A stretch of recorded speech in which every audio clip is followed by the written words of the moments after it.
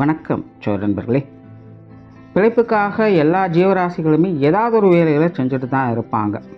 ஆனால் இந்த கால நேரம் அப்படிங்கிறது எப்பவும் ஒரே மாதிரி இருக்காது. சில கால நேரங்கள் நமக்கு வாரி கொடுக்கும், சில கால நேரங்கள் நம்ம காலை வாரி விடவும் செய்யும். ஆனால் சில கால நேரங்கள் கொக்கு மாதிரி அமைதியாக இருந்து இரையை பிடிக்கணும். அப்படி சில ராசிகள் இன்னும் சில வருஷங்களுக்கு இந்த கொக்கு மாதிரி அமைதியாக இருந்து ஜீவனம் நடத்த வேண்டிய சூழ்நிலை இருக்குது. அது என்ன எப்படி அப்படிங்கிறத பற்றி தான் இந்த வீடியோவில் பார்க்க போகிறோம்.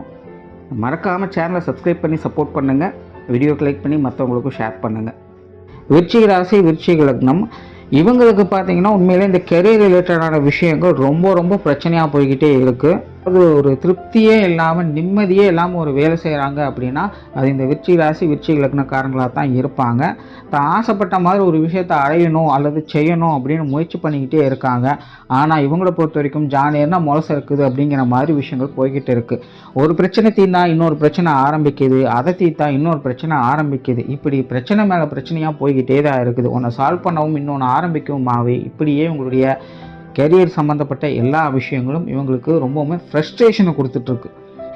எதுவும் வேண்டாம் சாமி, ஆளை விடுங்க அப்படின்னு நிம்மதியாக போய் உட்கார நேரத்தில் தான் திடீர்னு புதுசாக ஏதோ ஒன்று வந்து சில காமிக்க வேலைலாம் காமிச்சு திரும்பவும் அவங்கள வேலையில் இழுத்துட்டு போய் விட்டுடும். இவங்களும் ஆஹா புதுசாக என்னமோ கிடைச்சிருச்சு, இதை பிடிச்சி நம்ம மேலே போயிடலாம் அப்படின்னு உள்ளே வருவாங்க. ஆனால் திரும்பவும் பழைய பஞ்சாங்கமே திரும்ப நடக்க ஆரம்பிக்குது.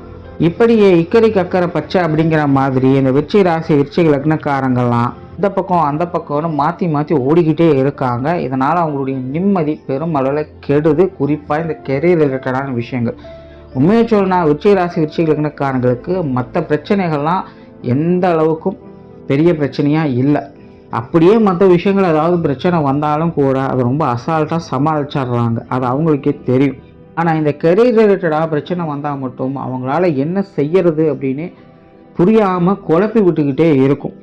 கிட்டத்தட்ட அவங்களுடைய கெரியரெல்லாம் பார்த்திங்கன்னா காணல் நீர் மாதிரி தான், என்னமோ இருக்குன்னு போகிறாங்க, கடைசியில் பார்த்தா ஒன்றுமே இல்லை. பட் விருச்சிகத்தை பொறுத்த வரைக்கும் ஒரு பெரிய ஹோப் என்னென்னா அடுத்தது இந்த குரு மாறக்கூடிய விஷயம்தான். இல்லை இது வந்து விருச்சிகத்துக்கு இது ஒரு ஃபேவரான அமைப்பு தான். குறிப்பாக இந்த திடீர் அதிர்ஷ்ட யோகா அமைப்புகள் அப்படிங்கிறதான் இந்த குரு மாறின பிறகு விருச்சிகத்துக்கு ரொம்ப ஃபேவராகவே வேலை செய்யும். இந்த 3 வருஷம் டைம் பீரியடில் இடையில வரக்கூடிய இந்த 1 வருஷ காலத்தை கொஞ்சம் கரெக்டாக பயன்படுத்திக்கோங்க. நல்ல வாய்ப்புகள் பெரிய அளவுலேயே உங்களுக்கு வரும். இந்த குரு மாறக்கூடிய அந்த டைமை வந்து மிஸ் பண்ணாதீங்க.